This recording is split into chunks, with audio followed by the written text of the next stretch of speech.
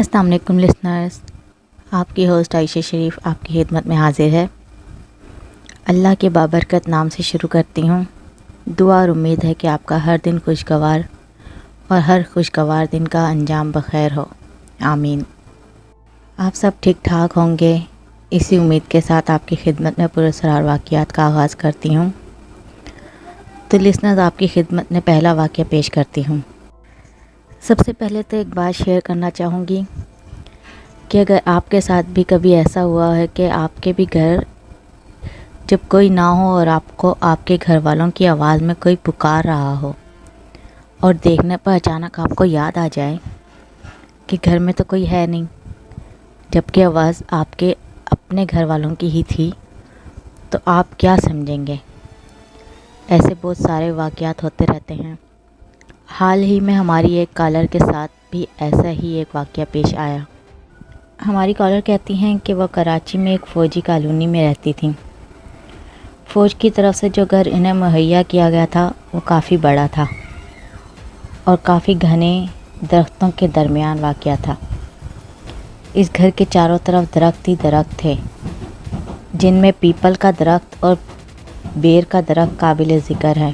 ہماری کالر کہتی ہیں کہ ایک دن ان کی بڑی بہن، جو کہ کراچی میں ہی کسی دوسرے علاقے میں رہتی تھیں، ان کے ہاں بیٹی کی پیدائش ہوئی، تو ان کی امی ابو اپنی بیٹی کے گھر چلے گئے۔ ہماری کالر اپنی بڑی بہن کے ساتھ گھر پر اکیلی تھیں۔ رات کو جب وہ کھانا کھا کر گھر کے دوسرے کاموں سے فارغ ہو کر سونے کے لیے لیٹے تو اچانک ان دونوں بہنوں کو یہ محسوس ہوا کہ ان کی والدہ نے ان کی بڑی بہن کو نام لے کر پکارا ہو۔ جب گھڑی پر ٹائم دیکھا تو رات کے تقریباً 1:30 بج رہا تھا۔ کالر کہتی ہیں کہ ہماری حیرت کی انتہا نہ رہی کہ رات کے اس پہر ان کی والدہ کہاں سے آواز لگا رہی ہیں، حالانکہ ان کی والدہ تو ان کے والد کے ساتھ بڑی بہن کے گھر گئی ہیں۔ ہماری کالر کہتی ہیں کہ ان کی بہن نے جب والدہ کی آواز سنی تو آگے بڑھ کر گیٹ کھولنے لگی، تو میں نے فوراً انہیں ایسا کرنے سے منع کیا۔ اسی اثنا میں والدہ نے دوبارہ نام لے کر بہن کو پکارا، تو میں نے خبردار کیا کہ چاہے کتنی بھی آوازیں آ جائیں، دروازہ نہیں کھولنا۔ ہماری والدہ تو گھر پر تھی نہیں، تو یقیناً کوئی دوسری مخلوق ہی ہماری والدہ کی آواز نکال کر ہماری توجہ حاصل کرنا چاہتی تھی۔ بہرحال اس کے بعد ہم نے دروازہ نہیں کھولا اور قرآنی آیات کا ورد بآواز بلند کرنا شروع کر دیا، اور پھر اس کے بعد آوازیں آنا بند ہو گئیں اور سکون ہو گیا۔ جی لسنرز، اس لیے ہمیں ہمارے بڑے کہتے ہیں کہ ہمیشہ باوضو اور طہارت کی حالت میں ہر ٹائم رہنا چاہیے، کیونکہ ایسی ہی کئی پراسرار اور شیطانی مخلوق ہمارے ارد گرد ہمیشہ موجود رہتی ہے۔ ایک اور واقعہ پیش کرتی ہوں۔ واقعہ ہماری ایک پڑوس میں رہنے والی آنٹی نے سنایا ہے۔ کہتی ہیں کہ گرمیوں کے دن تھے، دن کو تو گرمی ہوتی ہی تھی، رات کو بھی بغیر نہائے نیند نہیں آتی تھی۔ ایک رات سارے گھر والے سو گئے تو میں نے سوچا کہ میں بھی نہا دھو کر فریش ہو جاؤں، پھر سونے کی تیاری کروں گی۔ یہ سوچتے ہوئے میں اپنے کمرے سے نکلی اور واش روم کی طرف چل پڑی۔ نہا کر فریش ہوئی تو سونے کے لیے اپنے کمرے میں چلی آئی۔ ابھی میں نے کروٹ ہی لی تھی کہ میری حیرت کی انتہا نہ رہی۔ میں نے دیکھا کہ ہمارے پڑوس میں رہنے والی باجی اچانک میرے سامنے کھڑی تھیں۔ انہیں میں ابھی دیکھ ہی رہی تھی کہ انہوں نے بآواز بلند مجھے سلام کیا اور ہاتھ آگے بڑھایا۔ میں نے سلام کا جواب دیتے ہوئے کہا کہ باجی آپ اس وقت؟ جس پر انہوں نے کہا کہ ہاں میں ہوں، اور اس کے ساتھ ہی وہ خاتون وہاں سے غائب ہو گئیں۔ میں نے پورے کمرے میں انہیں دیکھا لیکن وہ کہیں نظر نہ آئیں۔ وہ یقیناً کوئی اور ہی مخلوق تھی جو کہ ہماری پڑوسن کے روپ میں آئی تھی۔ جی لسنرز، اسی طرح کا ایک اور چھوٹا سا واقعہ آپ کی سماعتوں کی نظر کرتی ہوں۔ ایک اور آنٹی نے ہمیں یہ واقعہ سنایا۔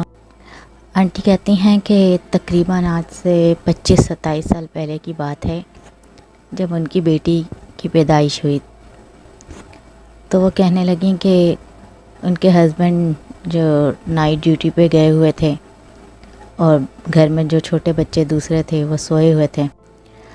آنٹی بتاتی ہیں کہ ان کے کچن کی ایک کھڑکی کمرے میں کھلا کرتی تھی، تو اس کچن سے انہوں نے کئی چھوٹے چھوٹے سے تقریباً 1.5 سے 2 فٹ کے بزرگ آدمی آتے ہوئے دیکھے۔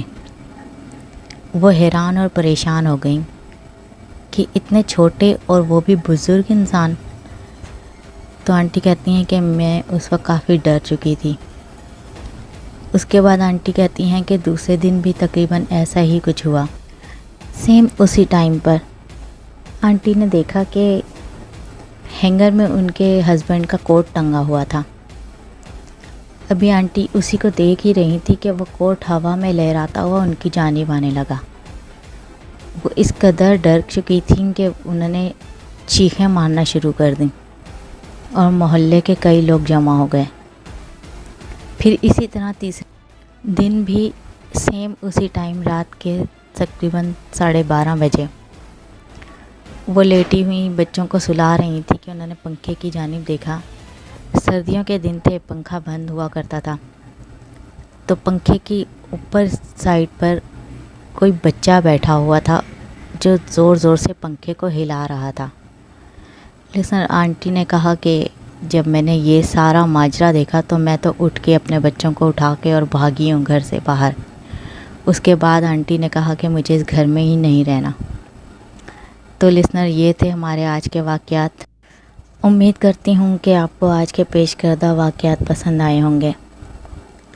آپ سے درخواست ہے کہ آپ بھی اپنے ساتھ پیش آنے والے واقعات ہمارے واٹس ایپ پر شیئر کریں تاکہ ہم انہیں اپنے چینل پر پیش کر سکیں۔ اس کے ساتھ آپ سے یہ بھی گزارش کروں گی کہ میرے چینل کو لائک اور سبسکرائب کریں۔ اپنا اور اپنے والدین اور اپنے پیاروں کا خاص خیال رکھیں۔